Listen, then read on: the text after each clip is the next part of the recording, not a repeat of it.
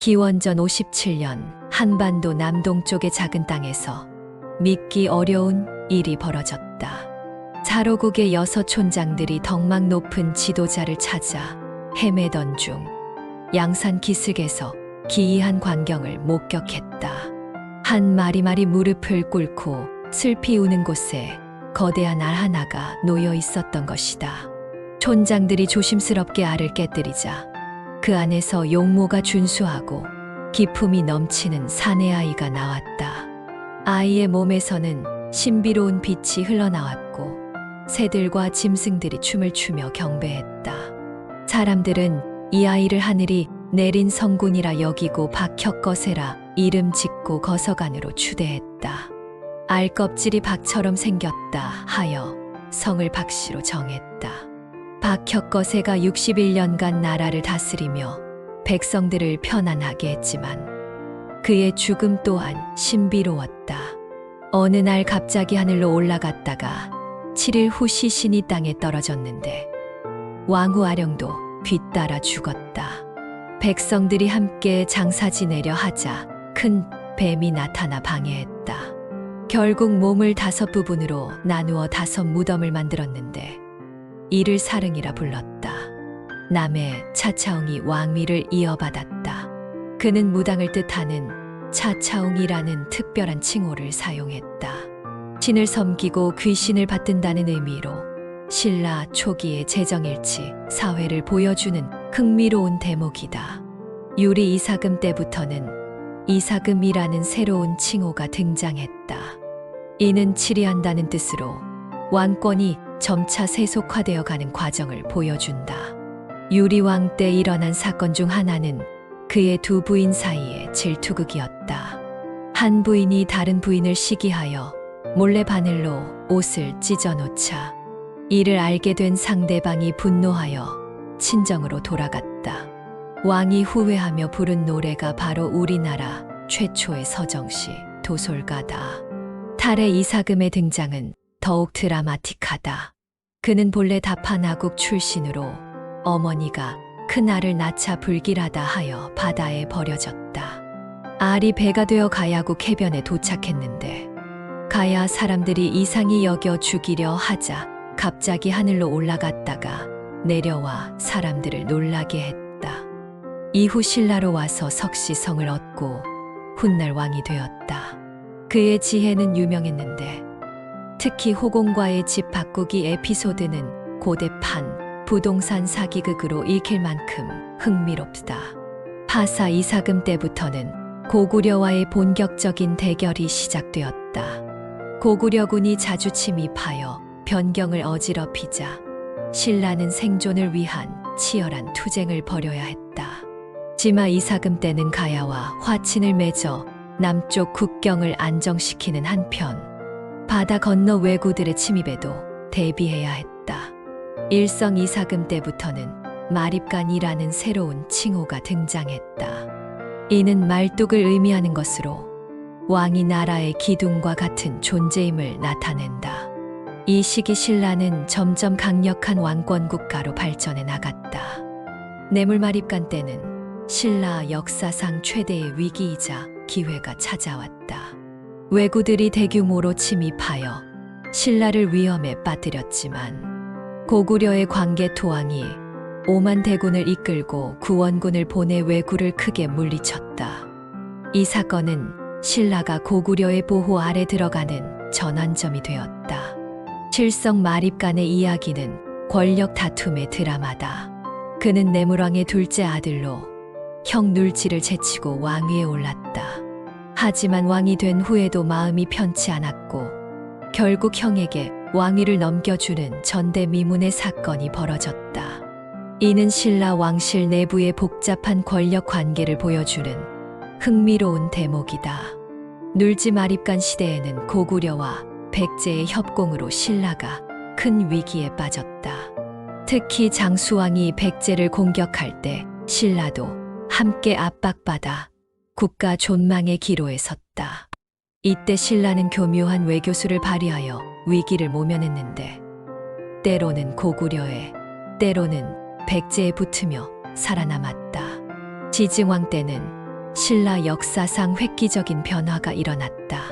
그동안 사로국, 계림 등으로 불리던 나라 이름을 신라로 확정하고 마립간이라는 토착적 칭호를 버리고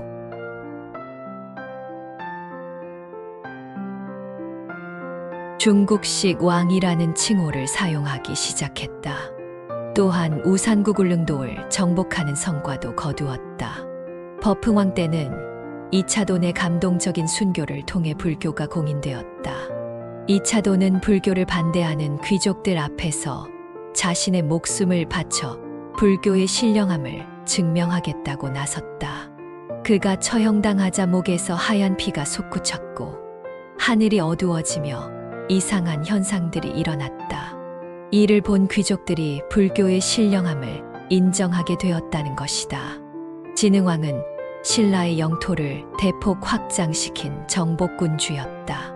그는 한강 유역을 점령하여 신라를 한반도의 강국으로 만들었다. 특히 관산성 전투에서 백제 성왕을 전사시킨 것은 신라 역사상 최대의 승리 중 하나였다. 진흥왕은 또한 화랑도를 정비하여 젊은 인재들을 양성했는데 이들이 훗날 신라 통일의 주역이 되었다. 화랑도는 신라만의 독특한 청소년 조직이었다.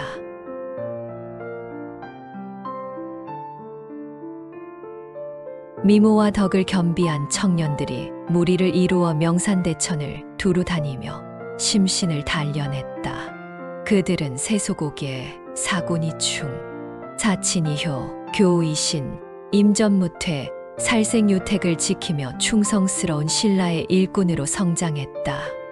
선덕여왕은 신라 최초의 여왕으로 뛰어난 지혜를 가진 것으로 유명했다. 당나라 황제가 모란 그림과 씨앗을 보내왔을 때 그녀는 그림을 보고 이 꽃은 향기가 없을 것이라고 예언했는데 실제로 그랬다. 또한 겨울에 개구리가 운다며 백성들이 걱정할 때 그것이 적의 침입 신호임을 간파하고 미리 대비하여 적을 물리쳤다. 무열왕 김춘추는 신라 통일의 기틀을 마련한 영웅이다. 그는 뛰어난 외교관으로 고구려와 백제를 오가며 동맹을 시도했지만 실패하자 결국 당나라와 연합하여 백제를 멸망시키는 대업을 달성했다. 그의 딸 문명왕후가 당나라에 시집가 두 나라 관계를 더욱 돈독히 했다. 문무왕은 아버지의 뜻을 이어받아 고구려를 멸망시키고 이어서 당나라 세력을 한반도에서 축출하여 한반도 통일을 완성했다. 그의 임종 때 남긴 유언은 감동적이다. 내가 죽거든 동해 바다에 장사진의 용이 되어 나라를 지키겠다고 했다. 실제로 그의 무덤인 대왕암 근처에서는 신비한 현상들이 자주 목격되었다고 한다. 신문왕 때는 만파식적이라는 신비한 피리에 얽힌 이야기가 전해진다. 동해 바다에 작은 섬이 하나 나타나 대나무가 자라났는데 바람이 불면 하늘과 땅이 진동했다. 신하들이 이를 조사해 보니 문무왕과 천하대 장군의 홀령이 나타나 이 대나무로 피리를 만들어 불면 천하가 태평해질 것이라고 했다. 실제로 이 피리를 불자 원수들이 항복하고 병이 나았으며 가뭄에 비가 내렸다고 한다. 신라 중기 이후부터는 왕권이 약화되고 귀족들의 세력 다툼이 치열해졌다. 특히 해공왕 때부터 시작된 정치적 혼란은 신라 멸망까지 이어졌다. 김원창의 난, 김우징의 난 등 대규모 반란이 잇따랐고 지방에서는 호족들이 세력을 키워나갔다. 장보고는 이 시기 등장한 바다의 왕이었다. 그는 청해진을 거점으로 동아시아, 해상무역을 장악하며 막강한 부와 권력을 축적했다. 심지어 신라 왕실의 혼인에까지 개입할 정도였다. 하지만 그의 권력이 너무 커지자 결국 암살당하고 말았다. 진성여왕 때는 각지에서 농민봉기가 일어났다. 견훤과 궁예 같은 영웅들이 등장하여 새로운 세상을 꿈꾸며 봉기를 일으켰다. 이는 신라 천년 왕조의 종말을 알리는 신호탄이었다. 고구려 하늘이 낳은 영웅들의 대서사시. 기원전 37년 부여 땅에서 놀라운 영웅이 탄생했다. 그의 이름은 주몽, 후에 동명성왕이 되는 인물이다. 그의 출생부터가 신화적이었다. 어머니 유아 부인은 하백의 딸로 해모수와의 사랑으로 태어난 아이였다. 유아 부인이 낳은 알에서 나온 주몽은 태어나자마자 비범한 능력을 보였다. 주몽의 활솜씨는 신기에 가까웠다. 그가 쏘는 화살은 백발백중이었고 심지어 날아가는 새도 맞힐 수 있었다. 금화왕의 아들들이 이를 시기하여 주몽을 해치려 하자 그는 어머니의 도움을 받아 남쪽으로 도망쳤다. 압록강에 이르렀을 때 강물이 불어나 건널 수 없었다. 추격자들이 바짝 따라오는 급박한 상황에서 주몽이 나는 천재의 아들이요 하백의 외손이다라고 외치자 물고기와 자라들이 나타나 다리를 만들어 주었다. 이 장면은 고구려 건국 신화의 백미로 꼽힌다. 졸본에 도착한 주몽은 소선호와 결혼하여 세력을 구축했다. 소선호는 지혜롭고 강인한 여성으로 주몽의 건국 사업을 적극 도왔다. 주몽은 차례로 주변 소국들을 정복하며 고구려의 기틀을 마련했다. 유리명왕의 등장은 드라마틱했다. 주몽이 부여에서 남쪽으로 도망올 때 두고 온 아들이 있었는데 그가 바로 유리였다. 유리가 성장하여 아버지를 찾아 고구려로 오자 주몽은 크게 기뻐하며 태자로 삼았다. 하지만 이로 인해 소선호와 그녀의 아들들이 소외감을 느끼게 되었다. 소선호는 결국 아들 비류, 온조와 함께 남쪽으로 떠나 백제를 세웠다. 이는 고구려와 백제가 같은 뿌리에서 나왔으면서도 숙명적 라이벌이 된 배경이다. 유리왕은 국내성으로 도읍을 옮기고 고구려를 더욱 강화했다. 대무신왕은 고구려의 첫 번째 정복군주였다. 그는 한나라 현도군을 자주 공격하여 중국 세력을 압박했다. 한나라와의 전쟁에서 보여준 고구려인들의 용맹함은 중국 사서에도 기록될 정도였다. 특히 일파소라는 명제상을 등용하여 국가 기반을 튼튼히 했다. 태조대왕 때는 고구려가 본격적인 정복 사업을 벌였다. 요동을 공격하여 큰 승리를 거두었고 동옥절을 복속시켜 영토를 크게 확장했다. 이때부터 고구려는 중국과 대등하게 맞설 수 있는 강국으로 성장했다. 고국 천왕 때는 연개소문의 할아버지 뻘 되는 명궁 고국원이 활약했다. 그의 활솜씨는 전설적이어서 한 번은 적장이 성 위에서 도발하자 화살 한 발로 그의 투구끈을 끊어버려 적군을 경악시켰다. 이런 명장들이 고구려의 힘을 뒷받침했다. 산상황 때는 고구려 역사상 최대의 시련이 찾아왔다. 중국 위나라의 명장 관구검이 대군을 이끌고 침입한 것이다. 고구려는 끝까지 저항했지만 수도 환도성이 함락되고 산상황은 부득이 옥저로 피난해야 했다. 하지만 굴복하지 않고 계속 저항하여 결국 위군을 물러가게 했다. 동천왕 때는 관구검이 재침했다. 이때 고구려의 명장 미루가 유주까지 쳐들어가 관구검의 본거지를 위협하는 기상천외한 작전을 펼쳤다. 고구려인들의 불굴의 투지를 보여주는 대목이다. 미천왕은 고구려 중흥의 주역이었다. 그는 마침내 낙랑군과 대방군을 멸망시켜 중국 세력을 한반도에서 완전히 축출했다. 이는 고구려 역사상 최대의 성과 중 하나였다. 고국원왕과 백제 근초고왕의 대결은 삼국시대 최고의 라이벌 매치였다. 두 왕은 수십 년간 치열하게 맞서 싸웠다. 마침내 평양성 전투에서 고국원왕이 백제군의 화살에 맞아 전사하는 비극이 벌어졌다. 이는 고구려 역사상 가장 치욕적인 사건 중 하나였다. 소수림왕은 고구려를 문명국가로 발전시킨 성군이었다. 전진으로부터 불교를 받아들이고 태학을 설치하여 교육을 진흥했다. 또한 율령을 반포하여 국가 체제를 정비했다.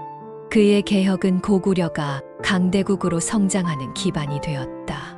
광개토대왕은 고구려 역사상 가장 위대한 정복군주였다. 그의 정복 활동은 경이로웠다. 남으로는 백제를 정벌하여 한강 이북 64성을 점령했고, 동으로는 신라를 도와 왜구를 크게 물리쳤다.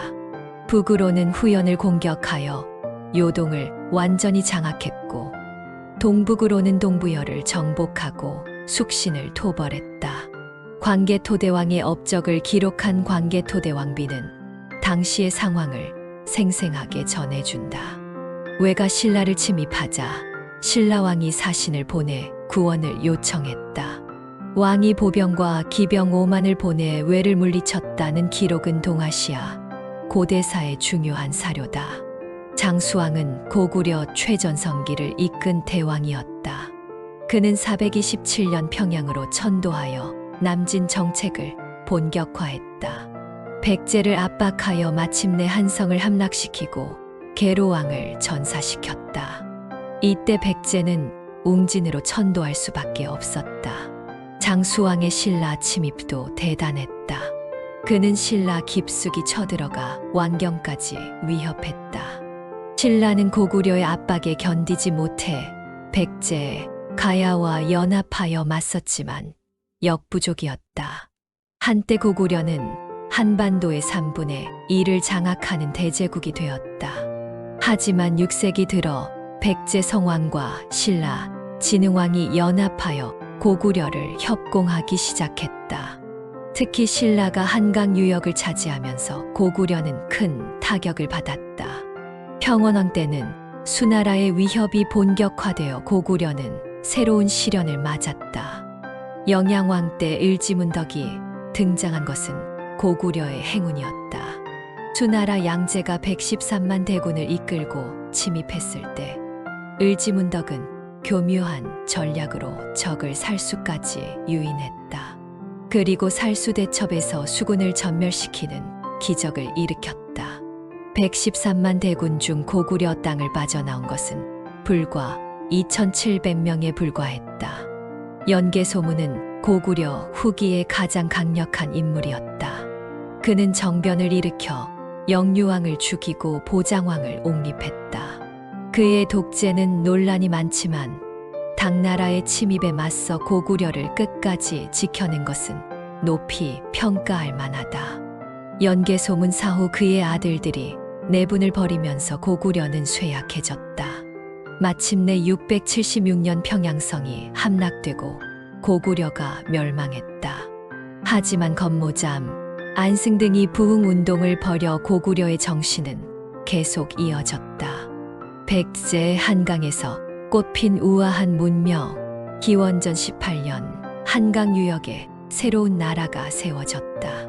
온조왕이 건국한 백제는 처음부터 드라마틱한 출발을 했다. 온조는 고구려 주몽의 아들로 어머니 소선호와 함께 남쪽으로 내려왔다. 형 비류와 함께 새로운 터전을 찾아 나선 것이다. 형제는 서로 다른 곳에 정착했다. 비류는 미추홀인천에 자리 잡았지만 땅이 습하고 물이 짜서 살기 어려웠다. 반면 온조가 선택한 위례성은 땅이 기름지고 물이 달아 백성들이 편안하게 살 수 있었다. 결국 비류가 근심 속에 죽자 그 백성들이 모두 온조에게 와서 귀속되었다. 이때 백성들이 기뻐하며 백제라고 외쳤다고 하여 나라 이름을 백제로 정했다는 설이 있다. 초기 백제는 마한의 한 소국에 불과했다. 하지만 온조왕은 뛰어난 통치력으로 점차 세력을 확장해 나갔다. 특히 그의 신하들 중에는 느름, 오간 등 충성스럽고 능력 있는 인재들이 많았다. 이들의 활약으로 백제는 서서히 강국으로 성장할 수 있었다. 다루왕 때는 마한을 완전히 정복하여 한강 유역의 패자가 되었다. 기루왕과 계루왕을 거쳐 초고왕 때는 신라와 본격적인 패권 경쟁을 벌였다. 두 나라는 때로는 싸우고 때로는 화친하며 복잡한 관계를 유지했다. 고이왕은 백제를 체계적인 국가로 발전시킨 명군이었다. 그는 관등제를 정비하고 복색을 제정하는 등 국가 체제를 완비했다. 좌평 제도도 이때 확립되어 백제만의 독특한 정치 체제가 만들어졌다. 근초고왕은 백제 역사상 가장 위대한 정복군주였다. 그의 시대에 백제는 최전성기를 맞았다. 남으로는 마한의 잔존 세력을 완전히 정리하고 북으로는 고구려를 압박하여 평양성까지 공격했다. 이때 고국원왕이 전사하는 역사적 사건이 벌어졌다. 근초고왕의 정복 활동은 바다 너머에까지 미쳤다. 그는 일본 열도에 진출하여 백제 문화를 전파했다. 일본 서기에 기록된 신공황후의 정알론도 실제로는 백제의 한반도 정복 활동을 반영한 것으로 보인다. 근구수왕은 아버지의 뜻을 이어받아 대외 정복을 계속했다. 그는 중국 요서 지역에까지 진출하여 백제의 영역을 최대로 확장했다. 이때 백제는 해동성국이라 불릴 정도로 강성했다. 침류왕 때는 백제 역사상 중요한 변화가 일어났다. 동진에서 마라난타라는 승려가 와서 불교를 전래한 것이다. 왕이 불교를 받아들이고 한산주에 절을 세워 마라난타를 머물게 했다. 이는 백제 불교의 시작이었다. 아신왕은 고구려 광개토왕과 장수왕의 공격을 받아 큰 어려움을 겪었다.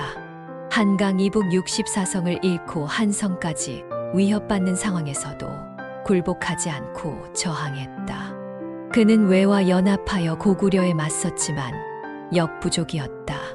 전지왕과 구이신왕을 거쳐 비유왕 때는 고구려와 화친을 맺어 잠시 평화를 누렸다. 하지만 이는 폭풍전의 고요에 불과했다. 장수왕이 본격적인 남진 정책을 펼치며 백제를 압박하기 시작한 것이다. 계로왕 때 벌어진 한성 함락은 백제 역사상 최대의 비극이었다. 장수왕이 3만 대군을 이끌고 한성을 포위했을 때 계로왕은 끝까지 항전했다. 하지만 중과부적이었다. 성이 함락되자 계로왕은 아차산성으로 피했지만 결국 붙잡혀 고구려군 앞에서 치욕적인 죽음을 맞았다. 이때 계로왕의 동생 문주가 신라에 있다가 급히 돌아와 왕위에 올랐다. 문주왕은 웅진공주로 천도하여 백제를 재건하려 했다. 하지만 신하해구의 배신으로 시해당하는 비운을 맞았다. 권력의 무서움을 보여주는 사건이었다. 삼근왕의 재위 기간은 매우 짧았다. 동성왕이 즉위하여 국가 재건에 힘썼다. 그는 고구려의 압박 속에서도 백제를 안정시키고 신라와의 관계를 개선하여 외교적 고립에서 벗어나려 노력했다. 무령왕은 백제 중흥의 명군이었다. 그의 무덤에서 발견된 화려한 부정품들은 당시 백제의 문화 수준이 얼마나 높았는지를 보여준다. 특히 왕과 왕비의 금관은 백제 공예, 기술의 절정을 나타낸다. 무령왕은 고구려와 대립하면서도 신라와는 혼인 관계를 맺어 외교적 균형을 유지했다. 정왕은 백제 후기의 대표적인 명군이었다. 그는 사비부여로 천도하여 새로운 도약을 꿈꾸었다. 국호도 남부여로 바꾸어 백제의 위상을 높이려 했다. 정왕 때 백제 불교 문화는 절정에 달했고 일본의 불교를 전해준 것도 이 시기였다. 정왕의 가장 큰 업적은 신라와 연합하여 고구려를 압박한 것이었다. 두 나라는 한강 유역을 되찾기 위해 손을 잡았다. 551년 백제와 신라 연합군이 고구려를 공격하여 한강 하류를 탈환했다. 백제는 6개 군을, 신라는 10개 군을 차지했다. 하지만 신라 진흥왕의 배신이 기다리고 있었다. 진흥왕은 백제가 한강 상류를 공격하는 동안 몰래 백제가 차지한 한강 하류 지역을 점령해버렸다. 성왕이 이를 알고 분노하여 관산성을 공격했지만 신라군의 매복에 걸려 전사하고 말았다. 이는 백제 역사상 가장 치욕적인 사건 중 하나였다. 위덕왕은 아버지의 원수를 갚기 위해 신라와 치열하게 싸웠다. 하지만 신라의 국력이 이미 백제를 넘어서고 있었다. 백제는 조금씩 밀려나기 시작했다. 법왕은 불교에 심취한 왕이었다. 그는 살생을 금지하고 백성들에게 자비를 베풀었다.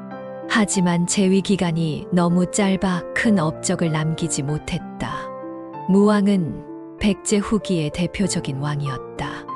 그에게는 서동요라는 아름다운 전설이 전해진다. 그가 어릴 때 서동이라 불리며 말을 팔았는데 신라 진평왕의 셋째 딸 선화공주를 보고 반해 노래를 지어 불렀다는 것이다. 선화공주님은 남몰래 서동을 사귀어라는 이 노래가 퍼지자 공주가 신라에서 쫓겨나 백제로 왔고 결국 두 사람이 결혼했다는 낭만적인 이야기다. 무왕은 미륵사를 건립하여 백제 불교의 위상을 높였다. 또한 익산의 별도를 건설하여 백제의 새로운 가능성을 모색했다. 그의 시대에 백제 문화는 마지막 꽃을 피웠다. 의자왕은 백제의 마지막 왕이었다. 초기에는 훌륭한 군주였다.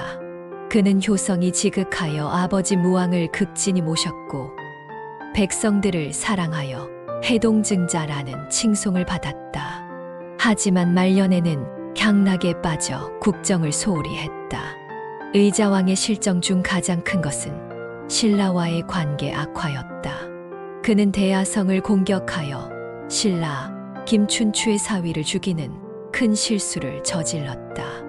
이로 인해 김춘추가 당나라와 연합하여 백제를 멸망시키려는 계획을 세우게 되었다. 660년 마침내 신라와 당나라 연합군이 백제를 공격했다. 계백이 5천 결사대를 이끌고 황산벌에서 최후의 항전을 벌였다. 계백은 출전 전 아내와 자식들을 죽였다. 적에게 포로가 되어 치욕을 당하게 할 수 없다는 비장한 결의였다. 황산벌 전투는 처절했다. 계백의 결사대는 신라군을 4번이나 물리쳤다. 하지만 중과부적이었다. 결국 계백이 전사하고 결사대가 전멸하면서 백제의 운명도 끝났다. 사비성이 함락되고 의자왕이 항복하면서 백제 678년 역사가 막을 내렸다. 하지만 백제의 정신은 죽지 않았다. 복신과 도침이 왕자 부여풍을 옹립하여 부흥 운동을 벌였다. 일시적으로 사비성을 탈환하는 성과도 거두었다. 하지만 내분으로 인해 결국 실패하고 말았다. 진정한 승자는 왕건이었다. 그는 궁예를 축출하고 고려를 세워 결국 한반도를 재통일했다. 신라 경순왕이 왕건에게 항복하면서 신라 천년사가 막을 내렸다. 삼국사기는 이 모든 이야기를 담고 있는 소중한 사료다. 김부식이 남긴 이 역사서를 통해 우리는 선조들의 삶과 투쟁, 꿈과 좌절을 생생하게 만날 수 있다. 1000년 전 한반도에서 벌어진 웅장한 드라마가 바로 여기에 있다.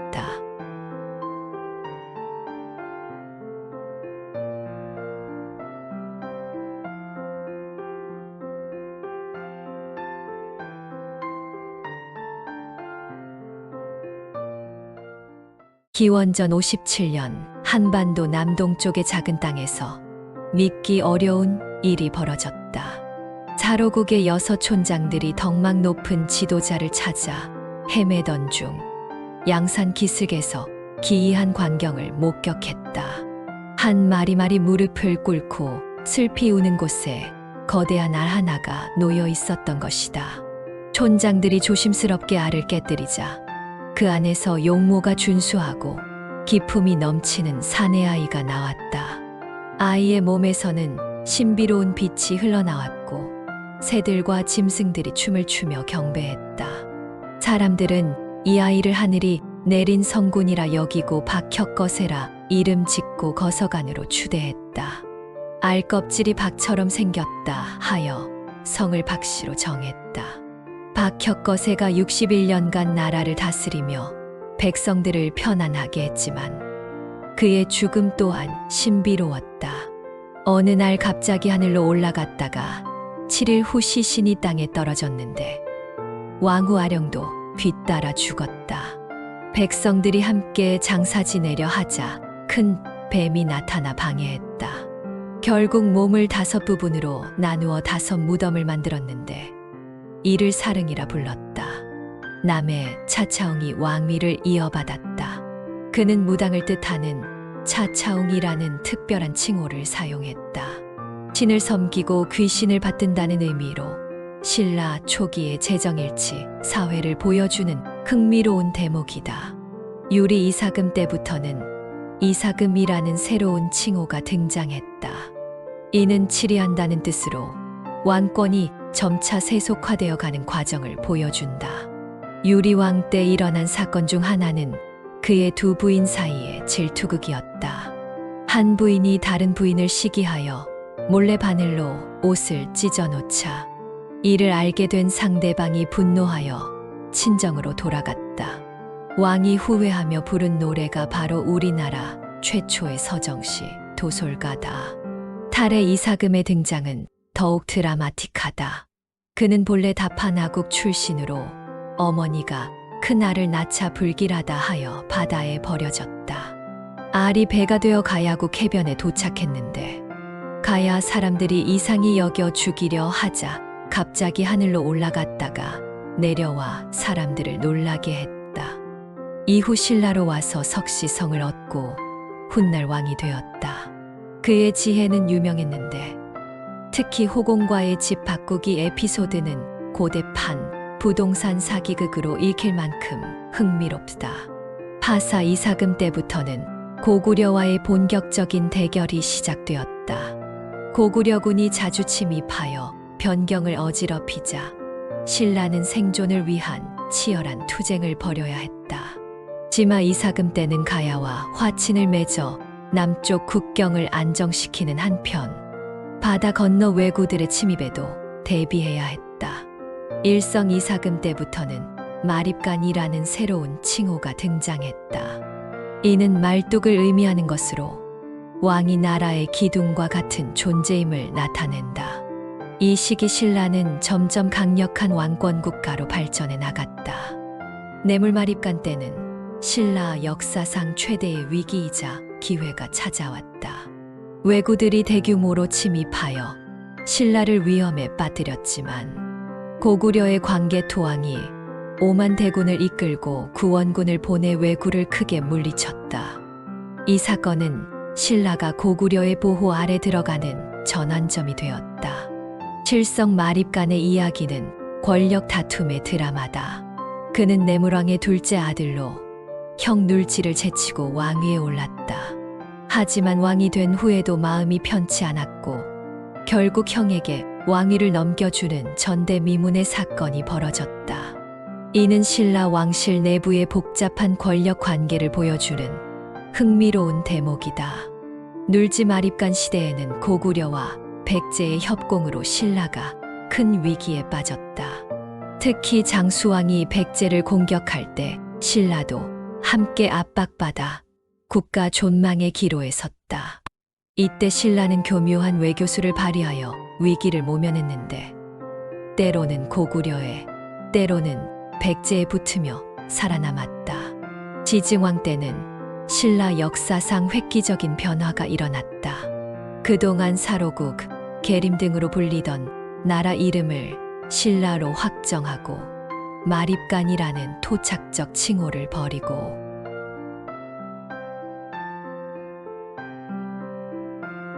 중국식 왕이라는 칭호를 사용하기 시작했다. 또한 우산국 울릉도를 정복하는 성과도 거두었다. 버풍왕 때는 이차돈의 감동적인 순교를 통해 불교가 공인되었다. 이차돈은 불교를 반대하는 귀족들 앞에서 자신의 목숨을 바쳐 불교의 신령함을 증명하겠다고 나섰다. 그가 처형당하자 목에서 하얀 피가 솟구쳤고 하늘이 어두워지며 이상한 현상들이 일어났다. 이를 본 귀족들이 불교의 신령함을 인정하게 되었다는 것이다. 진흥왕은 신라의 영토를 대폭 확장시킨 정복군주였다. 그는 한강 유역을 점령하여 신라를 한반도의 강국으로 만들었다. 특히 관산성 전투에서 백제 성왕을 전사시킨 것은 신라 역사상 최대의 승리 중 하나였다. 진흥왕은 또한 화랑도를 정비하여 젊은 인재들을 양성했는데 이들이 훗날 신라 통일의 주역이 되었다. 화랑도는 신라만의 독특한 청소년 조직이었다.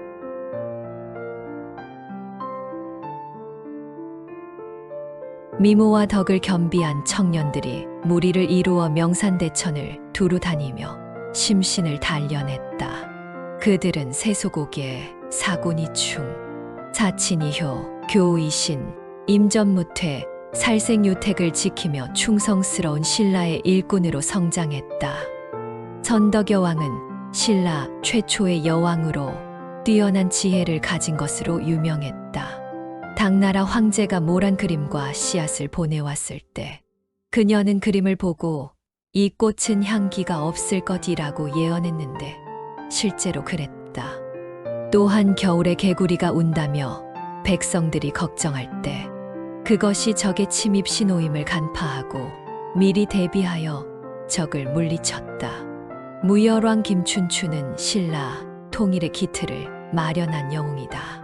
그는 뛰어난 외교관으로 고구려와 백제를 오가며 동맹을 시도했지만 실패하자 결국 당나라와 연합하여 백제를 멸망시키는 대업을 달성했다.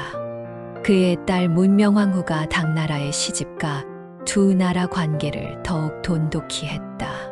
문무왕은 아버지의 뜻을 이어받아 고구려를 멸망시키고 이어서 당나라 세력을 한반도에서 축출하여 한반도 통일을 완성했다.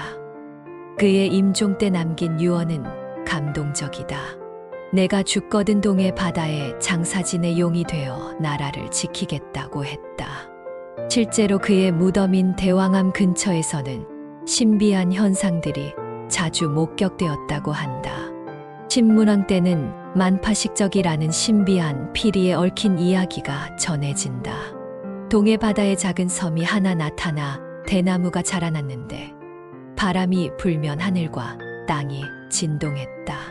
신하들이 이를 조사해 보니 문무왕과 천하대 장군의 홀령이 나타나 이 대나무로 피리를 만들어 불면 천하가 태평해질 것이라고 했다. 실제로 이 피리를 불자 원수들이 항복하고 병이 나았으며 가뭄에 비가 내렸다고 한다. 신라 중기 이후부터는 왕권이 약화되고 귀족들의 세력 다툼이 치열해졌다. 특히 해공왕 때부터 시작된 정치적 혼란은 신라 멸망까지 이어졌다. 김원창의 난, 김우징의 난 등 대규모 반란이 잇따랐고 지방에서는 호족들이 세력을 키워나갔다. 장보고는 이 시기 등장한 바다의 왕이었다. 그는 청해진을 거점으로 동아시아, 해상무역을 장악하며 막강한 부와 권력을 축적했다. 심지어 신라 왕실의 혼인에까지 개입할 정도였다. 하지만 그의 권력이 너무 커지자 결국 암살당하고 말았다. 진성여왕 때는 각지에서 농민봉기가 일어났다. 견훤과 궁예 같은 영웅들이 등장하여 새로운 세상을 꿈꾸며 봉기를 일으켰다. 이는 신라 천년 왕조의 종말을 알리는 신호탄이었다. 고구려 하늘이 낳은 영웅들의 대서사시. 기원전 37년 부여 땅에서 놀라운 영웅이 탄생했다. 그의 이름은 주몽, 후에 동명성왕이 되는 인물이다. 그의 출생부터가 신화적이었다. 어머니 유아부인은 하백의 딸로 해모수와의 사랑으로 태어난 아이였다. 유아부인이 낳은 알에서 나온 주몽은 태어나자마자 비범한 능력을 보였다. 주몽의 활솜씨는 신기에 가까웠다. 그가 쏘는 화살은 백발백중이었고 심지어 날아가는 새도 맞힐 수 있었다. 금화왕의 아들들이 이를 시기하여 주몽을 해치려 하자 그는 어머니의 도움을 받아 남쪽으로 도망쳤다. 압록강에 이르렀을 때 강물이 불어나 건널 수 없었다.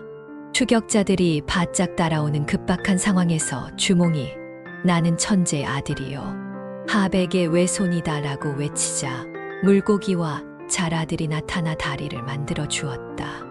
이 장면은 고구려 건국 신화의 백미로 꼽힌다. 졸본에 도착한 주몽은 소선호와 결혼하여 세력을 구축했다. 소선호는 지혜롭고 강인한 여성으로 주몽의 건국 사업을 적극 도왔다. 주몽은 차례로 주변 소국들을 정복하며 고구려의 기틀을 마련했다. 유리명왕의 등장은 드라마틱했다. 주몽이 부여에서 남쪽으로 도망올 때 두고 온 아들이 있었는데 그가 바로 유리였다. 유리가 성장하여 아버지를 찾아 고구려로 오자 주몽은 크게 기뻐하며 태자로 삼았다. 하지만 이로 인해 소선호와 그녀의 아들들이 소외감을 느끼게 되었다. 소선호는 결국 아들 비류, 온조와 함께 남쪽으로 떠나 백제를 세웠다. 이는 고구려와 백제가 같은 뿌리에서 나왔으면서도 숙명적 라이벌이 된 배경이다. 유리왕은 국내성으로 도읍을 옮기고 고구려를 더욱 강화했다. 대무신왕은 고구려의 첫 번째 정복군주였다. 그는 한나라 현도군을 자주 공격하여 중국 세력을 압박했다. 한나라와의 전쟁에서 보여준 고구려인들의 용맹함은 중국 사서에도 기록될 정도였다. 특히 일파소라는 명제상을 등용하여 국가 기반을 튼튼히 했다. 태조대왕 때는 고구려가 본격적인 정복 사업을 벌였다. 요동을 공격하여 큰 승리를 거두었고 동옥절을 복속시켜 영토를 크게 확장했다. 이때부터 고구려는 중국과 대등하게 맞설 수 있는 강국으로 성장했다. 고국 천왕 때는 연개소문의 할아버지뻘 되는 명궁 고국원이 활약했다. 그의 활솜씨는 전설적이어서 한 번은 적장이 성 위에서 도발하자 화살 한 발로 그의 투구끈을 끊어버려 적군을 경악시켰다. 이런 명장들이 고구려의 힘을 뒷받침했다.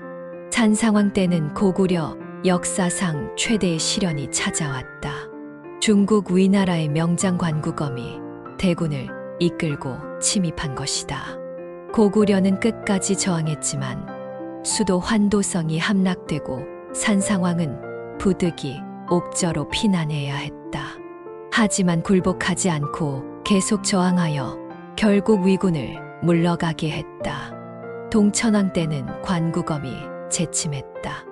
이때 고구려의 명장 미루가 유주까지 쳐들어가 관구검의 본거지를 위협하는 기상천외한 작전을 펼쳤다. 고구려인들의 불굴의 투지를 보여주는 대목이다. 미천왕은 고구려 중흥의 주역이었다. 그는 마침내 낙랑군과 대방군을 멸망시켜 중국 세력을 한반도에서 완전히 축출했다. 이는 고구려 역사상 최대의 성과 중 하나였다. 고국원왕과 백제 근초고왕의 대결은 삼국시대 최고의 라이벌 매치였다. 두 왕은 수십 년간 치열하게 맞서 싸웠다. 마침내 평양성 전투에서 고국원왕이 백제군의 화살에 맞아 전사하는 비극이 벌어졌다. 이는 고구려 역사상 가장 치욕적인 사건 중 하나였다. 소수림왕은 고구려를 문명국가로 발전시킨 성군이었다. 전진으로부터 불교를 받아들이고 태학을 설치하여 교육을 진흥했다. 또한 율령을 반포하여 국가 체제를 정비했다. 그의 개혁은 고구려가 강대국으로 성장하는 기반이 되었다. 광개토대왕은 고구려 역사상 가장 위대한 정복군주였다. 그의 정복 활동은 경이로웠다. 남으로는 백제를 정벌하여 한강 이북 64성을 점령했고 동으로는 신라를 도와 왜구를 크게 물리쳤다. 북으로는 후연을 공격하여 요동을 완전히 장악했고 동북으로는 동부여를 정복하고 숙신을 토벌했다. 광개토대왕의 업적을 기록한 광개토대왕비는 당시의 상황을 생생하게 전해준다. 왜가 신라를 침입하자 신라왕이 사신을 보내 구원을 요청했다. 왕이 보병과 기병 5만을 보내 왜를 물리쳤다는 기록은 동아시아 고대사의 중요한 사료다. 장수왕은 고구려 최전성기를 이끈 대왕이었다. 그는 427년 평양으로 천도하여 남진 정책을 본격화했다. 백제를 압박하여 마침내 한성을 함락시키고 계로왕을 전사시켰다. 이때 백제는 웅진으로 천도할 수밖에 없었다. 장수왕의 신라 침입도 대단했다. 그는 신라 깊숙이 쳐들어가 완경까지 위협했다.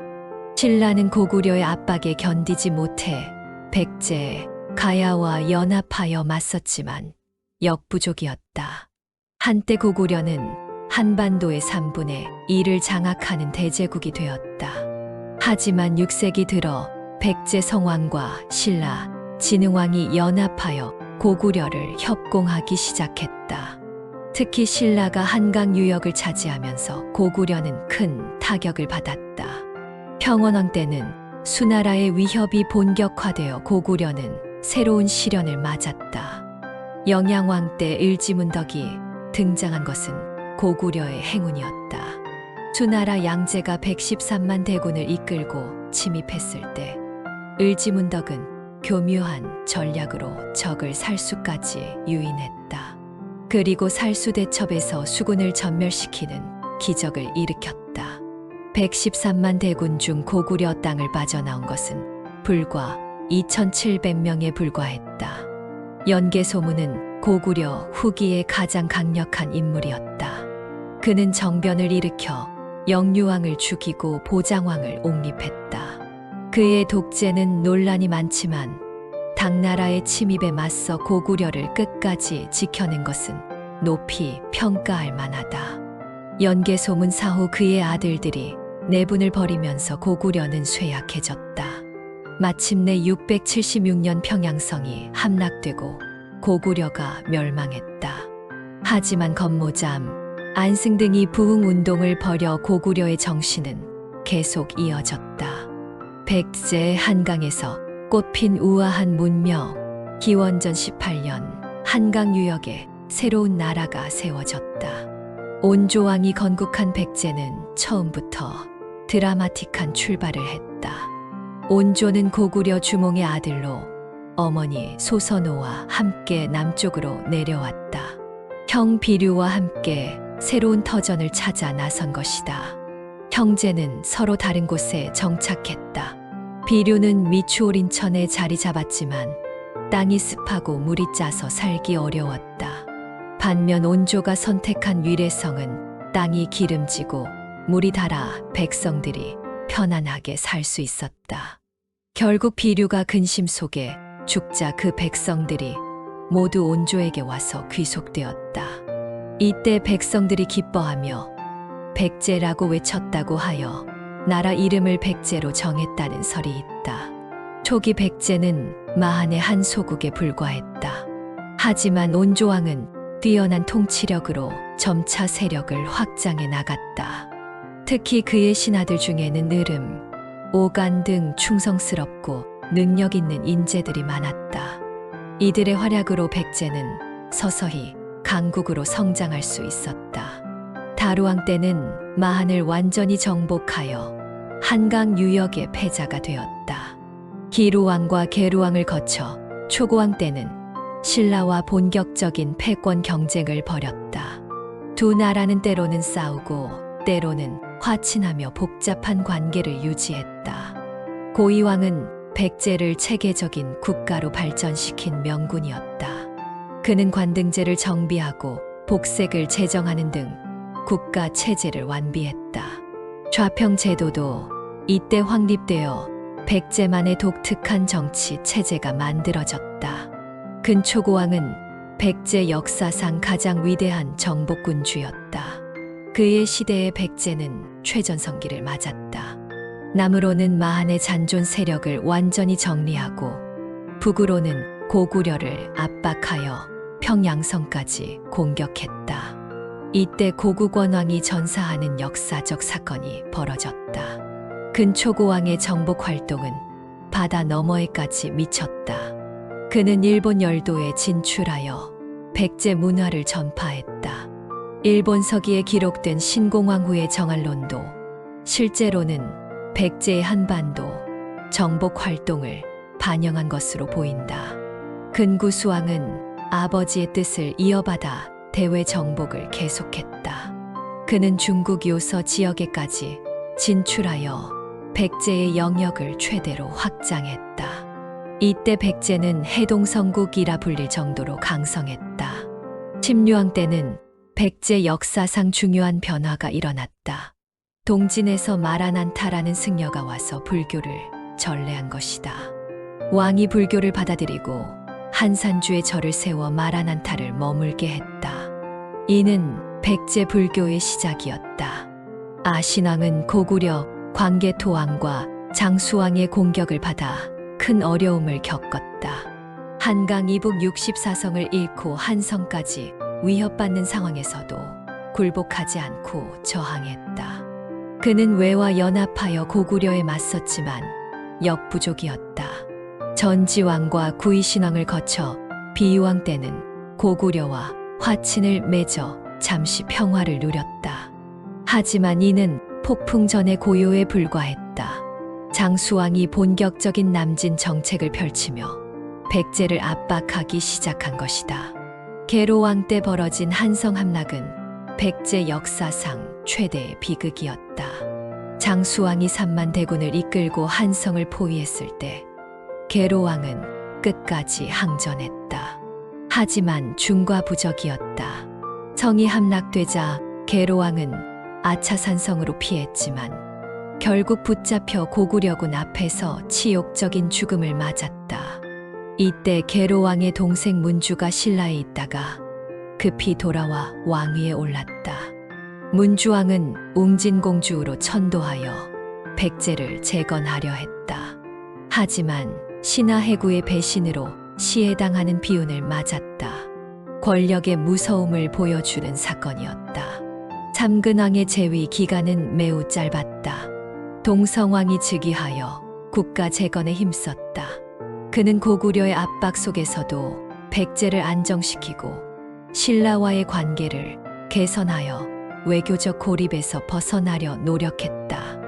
무령왕은 백제 중흥의 명군이었다. 그의 무덤에서 발견된 화려한 부정품들은 당시 백제의 문화 수준이 얼마나 높았는지를 보여준다. 특히 왕과 왕비의 금관은 백제 공예, 기술의 절정을 나타낸다.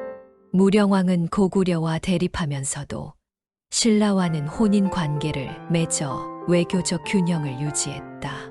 정왕은 백제 후기의 대표적인 명군이었다. 그는 사비부여로 천도하여 새로운 도약을 꿈꾸었다. 국호도 남부여로 바꾸어 백제의 위상을 높이려 했다. 정왕 때 백제 불교 문화는 절정에 달했고 일본의 불교를 전해준 것도 이 시기였다. 정왕의 가장 큰 업적은 신라와 연합하여 고구려를 압박한 것이었다. 두 나라는 한강 유역을 되찾기 위해 손을 잡았다. 551년 백제와 신라 연합군이 고구려를 공격하여 한강 하류를 탈환했다. 백제는 6개 군을, 신라는 10개 군을 차지했다. 하지만 신라 진흥왕의 배신이 기다리고 있었다. 진흥왕은 백제가 한강 상류를 공격하는 동안 몰래 백제가 차지한 한강 하류 지역을 점령해버렸다. 정왕이 이를 알고 분노하여 관산성을 공격했지만 신라군의 매복에 걸려 전사하고 말았다. 이는 백제 역사상 가장 치욕적인 사건 중 하나였다. 위덕왕은 아버지의 원수를 갚기 위해 신라와 치열하게 싸웠다. 하지만 신라의 국력이 이미 백제를 넘어서고 있었다. 백제는 조금씩 밀려나기 시작했다. 법왕은 불교에 심취한 왕이었다. 그는 살생을 금지하고 백성들에게 자비를 베풀었다. 하지만 재위 기간이 너무 짧아 큰 업적을 남기지 못했다. 무왕은 백제 후기의 대표적인 왕이었다. 그에게는 서동요라는 아름다운 전설이 전해진다. 그가 어릴 때 서동이라 불리며 말을 팔았는데 신라 진평왕의 셋째 딸 선화공주를 보고 반해 노래를 지어 불렀다는 것이다.